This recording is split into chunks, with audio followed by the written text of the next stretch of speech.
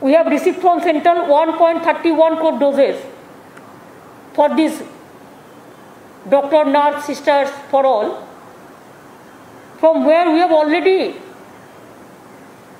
administered 1.26 crores already. And for vaccination further 18 plus to 44 plus category, we have been allocated 17.5 lakh doses. There we have paid 60 crores for that.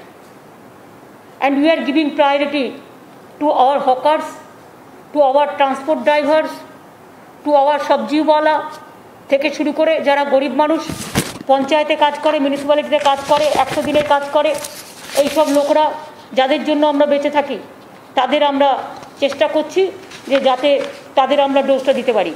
আমরা আগে চেয়েছিলাম 3 কোটি vaccine, 3 কোটি vaccine পেলে আমরা 2 কোটি রাখতাম, দিতাম, 1 কোটি প্রাইভেটকে দিতাম, মানে 3 কোটি মানে 1.5 কোটি লোক পাবে, 1 কোটি মানে 50 লক্ষ পাবে, কারণ 2টো করে লাগে। এখন আমরা 8.6 crore ডোজ চাইছি যাতে আমরা সবাইকে দিতে পারি, মানে 18 বছর বয়সের পর থেকে যে সংখ্যাটা আছে ওটার জন্য আমাদের প্রয়োজন 8.6 crore, কিন্তু কেউ পাচ্ছে না। আমরা এটাও বলেছিলাম যে তোমাদের যদি কেউ ফ্র্যাঞ্চাইজি করে এখানে কোনো কারখানা তৈরি করে, আমরা ল্যান্ড এবং অন্যান্য সব সাপোর্ট দেওয়ার জন্য তৈরি, সেটাও আমরা বলেছিলাম, কিন্তু কিচ্ছু হলো না। আমাদের ভ্যাকসিন দেওয়া হোক। আমি আজকে আমাদের 10 বছরের মামাটি মানুষের সরকারের পূর্ণ হচ্ছে, আমি বাংলার মানুষকে কথা দিয়েছিলাম দেব, আমি এখনও বলছি ভ্যাকসিন পেলে আমি পুরো সবাইকে 3 মাসের মধ্যে সব ভ্যাকসিন কমপ্লিট করে দেবো। কিন্তু গভর্নমেন্ট অফ ইন্ডিয়া যদি আমাদের না দেয় তাহলে আমাদের হাত পেয়ে খালি থালা নিয়ে অপেক্ষা করতে হবে। তার মধ্যেও ইতিমধ্যে আমরা প্রায় 1.5 কোটি মানুষকে ভ্যাকসিন দিতে পেরেছি। আরেকটা জিনিস আমার আজকে জিজ্ঞেস করার কথা ছিল যে কখনো বলছেন 3 সপ্তাহ পরে 2টো ডোজ, কখনো বলছেন 6 সপ্তাহ পরে 2টো ডোজ, কখনো বলছেন 40 দিন পরে 2টো ডোজ, কখনো বলছেন 1 বছর পরে 2টো ডোজ। অ্যাকচুয়াল ব্যাপারটা কি? Is there any study, any research? What is the guidelines? কেউ জানে না। যেহেতু ভ্যাকসিন নেই, কখনো বলে দিচ্ছে 7 দিনে 2টো ডোজ, প্রথম দিকে কিছু দেওয়া হয়েছিল 4 সপ্তাহের মধ্যে, এখন আবার বলে দেওয়া হচ্ছে 40 দিন পর, আবার বলে দেওয়া হচ্ছে 16 সপ্তাহ পর। সকলে একটা ডাইলেমার মধ্যে আছে, আমরা জানি না কি হচ্ছে। তার মধ্যে আবার একটা ব্ল্যাক ফাঙ্গাস এসছে, সেটা সুরাট থেকে এসছে গুজরাটে, এবং সেটা রাজস্থান প্যান্ডামিক অলরেডি ডিক্লেয়ার করেছে, এবং আমাদের এখানেও 4টে কেস আমরা পেয়েছি এরকম। সুতরাং এগুলো নিয়ে তো কথা বলার দরকার। সেই ওষুধগুলো পাওয়া যাচ্ছে না। আমি যে ব্ল্যাক ফাঙ্গাস হলে যে ওষুধগুলো দেবো লোককে, সেই ওষুধগুলো পর্যন্ত দিচ্ছে না। এই ওষুধগুলো কেন্দ্রীয় সরকারের ভাণ্ডারে থাকে এবং এটা তাদের কাছে প্রকিউরমেন্ট করার পলিসি। তো মহা মুশকিল। আমরা রাজ্য চালাচ্ছি, আর রাজা, যিনি দিল্লির রাজা হয়ে বসে আছেন, সম্রাট হয়ে বসে আছেন, সেই শাহেনশাহ মানুষের দিকে তাকাচ্ছেনই না। তিনি বলে দিচ্ছেন সব ঠিক আছে, সব ঠিক আছে, সব ঠিক হ্যায়, সবকা সাথ চলেগা। আগে বলতো সবকা বিকাশ সবকা সাথ, আর এখন বলছে সব ঠিক হ্যায়, করোনা ঠিক হ্যায়। মানুষের মৃত্যুচ্ছ বলে একদিকে, আর একদিকে এদের ঔদ্ধত্য, অহংকার, টোটালটাই নেগলিজেন্সের ওপরে চলছে, এবং এইভাবে কতদিন চলবে আমি জানি না। But we are really sorry, we are shocked, we are astonished. And আমাদের এখানে অক্সিজেন 450 মেট্রিক টন দেওয়া হচ্ছে, আমাদের দরকার 700 মেট্রিক টন। আমাদেরটা কেড়ে নিয়ে গিয়ে অন্য রাজ্যে দিয়ে দেওয়া হচ্ছে, সেটাও বলতে পারলাম না। আমার এখানে আমি বলতে চেয়েছিলাম সারা ভারতবর্ষে 30,000 কোটি টাকা দিলে ইউনিভার্সাল 140 কোটি লোকের পেয়ে যেত, 18 বছর থেকে 18 প্লাস, 45 প্লাস, 60। তাহলে প্রবলেমটা অনেকটা সলভ হতো।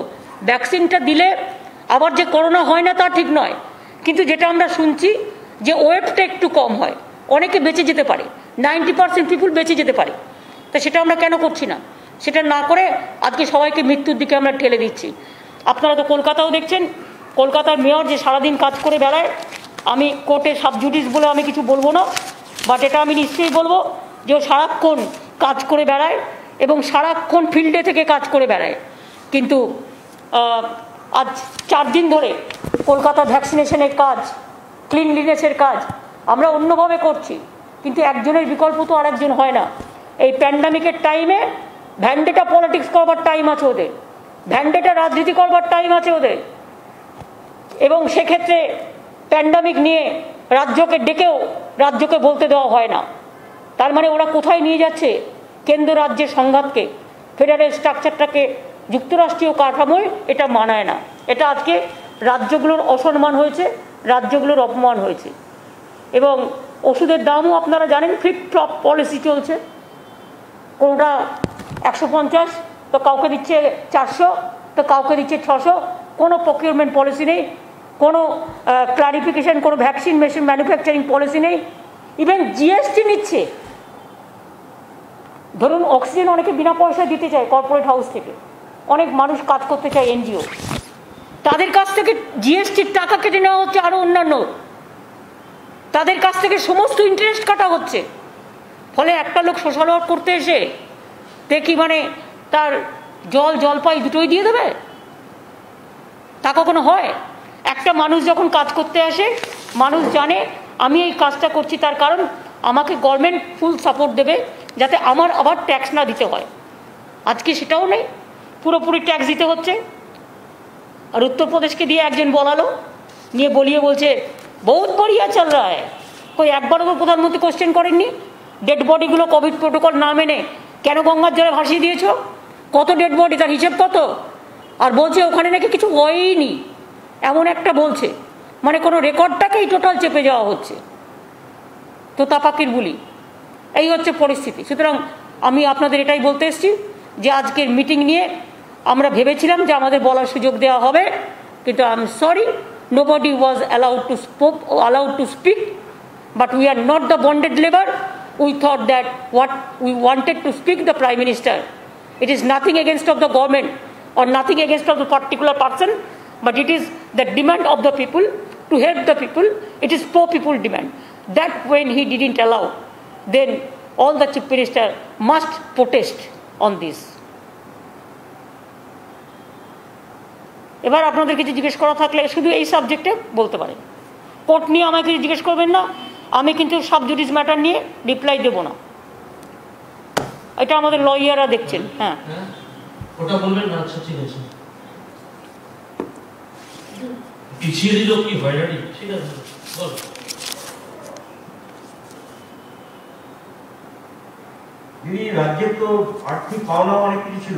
কিচ্ছু দেয়নি, সেসব তো কিচ্ছু দেয়নি। একটা আমফান চলে গেছে, টাটা বাই বাই করে আকাশের ওপর থেকে ঘুরে চলে গেছেন দেবে বলে, আর একটা আবার জোশ আসছে, তার জন্য আবার আমাদের প্রস্তুতি নিতে হচ্ছে। প্রতি বছর একটা করে দুর্যোগ, একটা দুটো করে আসে, একদিকে কোভিড দুর্যোগ, আর একদিকে কখনো আমফান, কখনো জজ, কখনো সুনামি, নানা রকম চলে। সুতরাং এটাও আর একটা সিরিয়াস দুর্যোগ আসছে, তার জন্য যা যা করার আমরা করেছি। আমরা সব ডিএমকে অ্যালার্ট করেছি, সুন্দরবনের এবং দীঘা কোস্টাল এরিয়া, কাছাকাছি এরিয়াগুলো সবাইকে অ্যালার্ট করা হয়েছে। এই জন্য গভর্নমেন্ট থেকে যা যা করার ডিজাস্টার ম্যানেজমেন্টের থেকে আমরা গতকাল মিটিং করে নিয়েছি এবং এটা নিয়ে করা হচ্ছে। আমি এক্ষুনি আবার মিটিং করব।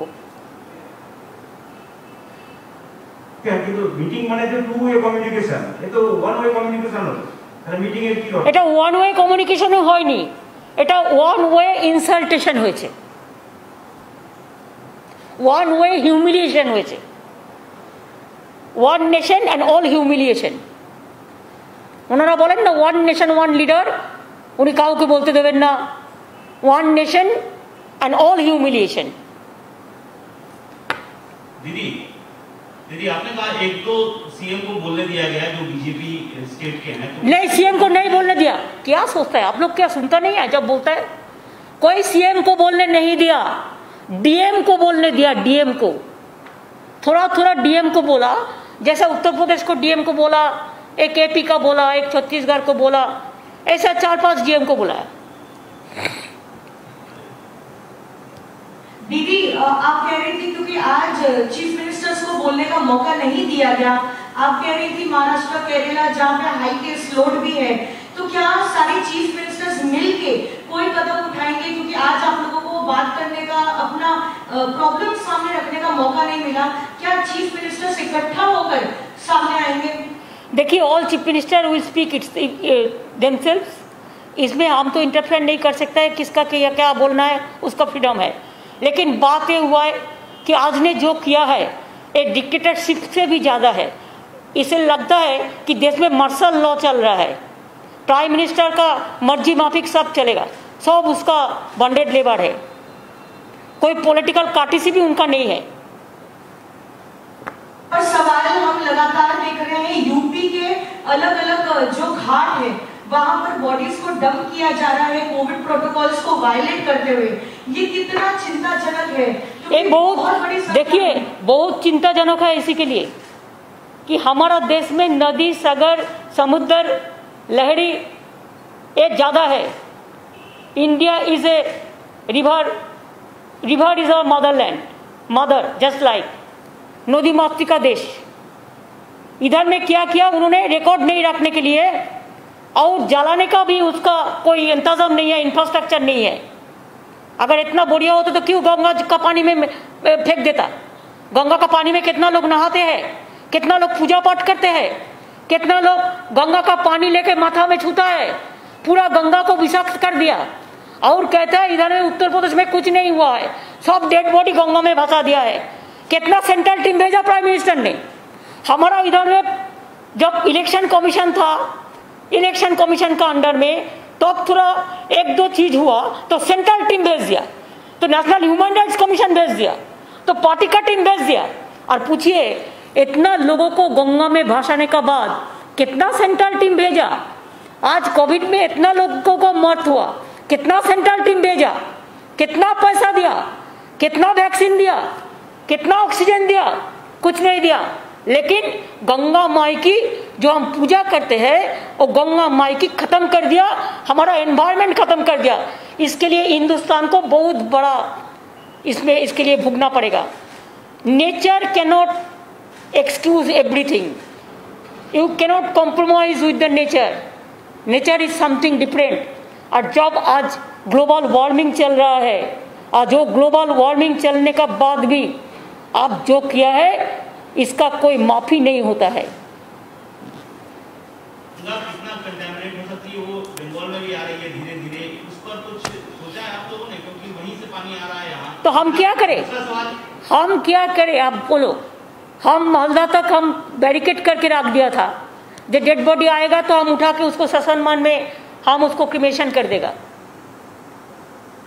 कहाँ कहाँ भास के चला गया किसी का पता है? एक देश से और एक देश चला गया, पता है? जे लोगों ने एक काम किया वो लोगों के पास तो सीबीआई नहीं जाता है, जाता है क्या आपने देखा? सेंट्रल टीम जाते हैं, ना सीबीआई जाते हैं, ना एनवायरनमेंट जाते हैं, ना ईडी जाते हैं, सब दिखाने के लिए है। আপনি আমরা যেটা জানি সেটা হচ্ছে কলকাতার মেয়র তিনি টাস্ক ফোর্সের দায়িত্বে কলকাতার করোনার ক্ষেত্রে, তো মেয়রকে তো 4 দিন ধরে যাই হোক সেটা আর বলছি না। আমি সাবজুরি আমি ম্যাটার সাবজুরিস বলে আমি কিছু বলছি না, কিন্তু যা করেছে ওদের সাথে এ অন্যায়ের কোনো সীমা পরিসীমা নেই। আমি কোর্টের ব্যাপারে মন্তব্য করব না, কিন্তু এটা ডেলিভারেড পলিটিক্যাল ভ্যান্ডেটা পলিটিক্যালি আমি বলবো এই কারণে কোর্টের বাইরে as a political persons as a government আমাদের ববি অনেক কাজ করে এবং ওদের ফুল টিম রাস্তায় নেমে কাজ করে। যে ছেলেটা নিজের ট্রায়াল দিয়েছে নিজের জীবনে, যখন কোভিডশিল্ড এসেছিল সে প্রথম নিজে ট্রায়াল দিয়েছে নিজের জীবনের রিস্ক নিয়ে, আর সেই ছেলেটাকে সহ সুব্রতদা সহ এদের সবাইকে যে আটকে রাখা হয়েছে দিনের পর দিন, এর যোগ্য জবাব বিচারের বাণী আশা করি সঠিক বিচার করবে। বাট অনেকটা দিন অনেকটা সময় কেটে গেল, 3-4 দিন ববি কাজটা করতে পারলো না, সুব্রতদা কাজটা করতে পারলো না, ফলে ডেড বডি জমেছে কিনা আমার খবর নিতে হবে। দিদি জয় চক্রবর্তী নিউজ টাইম থেকে, যত এই প্রয়াত রাষ্ট্রপতি প্রণব মুখোপাধ্যায় যেদিনকে নমিনেশন জমা দেয় আপনি প্রথমবার বলেছিলেন যে ইস্টুয়ান লড়াই হবে, আপনি বার্তা দিয়েছিলেন প্রথমবার।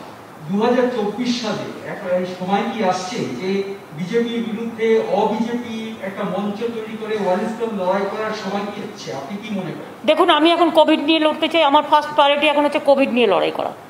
আর সারা ভারতবর্ষে আমি মনে করি বিজেপির বিরুদ্ধে একটা টিম তৈরি হওয়া দরকার, যারা বিজেপির একনায়কতন্ত্রের বিরুদ্ধে সোচ্চার হবে এবং যারা ডিক্টেটরশিপ নয়, ডিক্টেটরশিপ ভার্সেস ডেমোক্রেসির লড়াই হবে।